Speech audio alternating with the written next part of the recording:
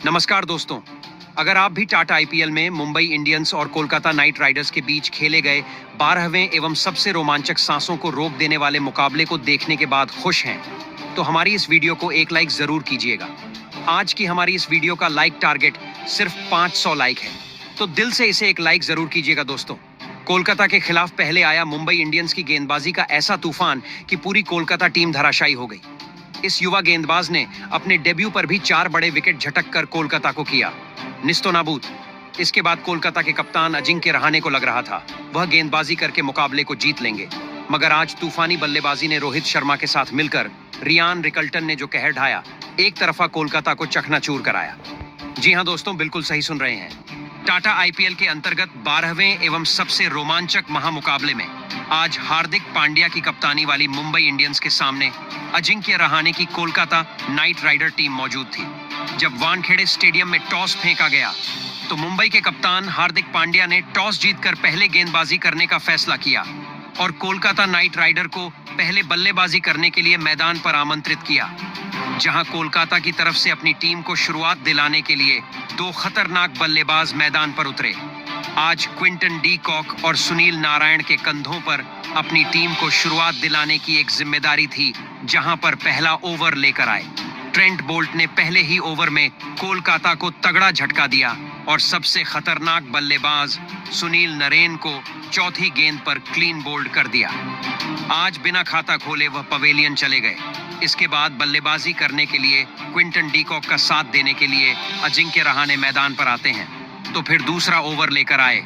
दीपक चहर ने घातक गेंदबाजी करके पहली ही गेंद पर क्विंटन डी कॉक को अश्विनी कुमार नाम के हाथों कैच आउट करा दिया और महज 1 रन बनाकर आज क्विंटन डी कॉक पवेलियन चले गए।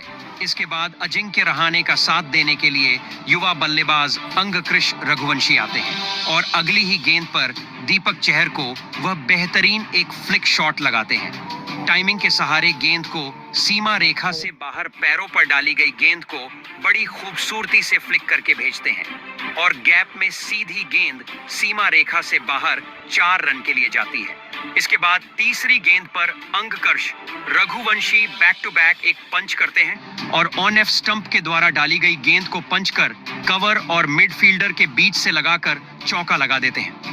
दोस्तों, इस ओवर के अंतिम गेंद पर तो अजिंक्य रहाणे एक शानदार ओवर पिच डाली गई गेंद को सीधे बल्ले से सामने की ओर खेलकर एक चौका बटोरते हैं। इस ओवर में 14 रन के साथ 2 ओवर में टीम 2 विकेट खोकर 15 रन बना लेती है।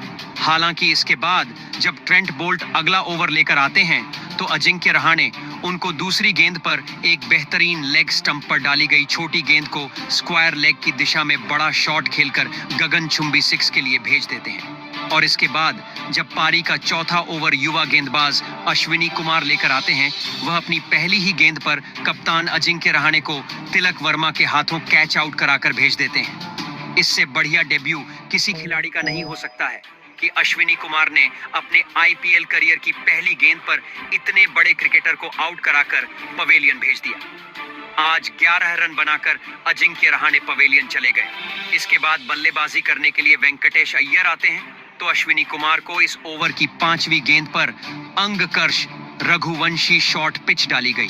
गेंद को बाउंड्री की तरफ लेग साइड की ओर एक शॉट लगाकर गगनचुंबी 6 के लिए भेज देते हैं। इसके बाद जब पारी का 6वां ओवर दीपक चहर आते हैं तो अंगकृष रघुवंशी पहली गेंद पर स्ट्रेट ड्राइव का शानदार नजारा पेश करके एक चौका बटोरते हैं, जबकि चौथी गेंद पर दीपक चहर वेंकटेश अय्यर को रॉयन रिकल्टन के हाथों कैच आउट कराकर पवेलियन वापस भेज देते हैं। आज वेंकटेश अय्यर भी सिर्फ 3 रन बनाकर पवेलियन चले गए। इसके बाद बल्लेबाजी करने के लिए खतरनाक बल्लेबाज रिंकू सिंह को मैदान पर भेजा जाता है।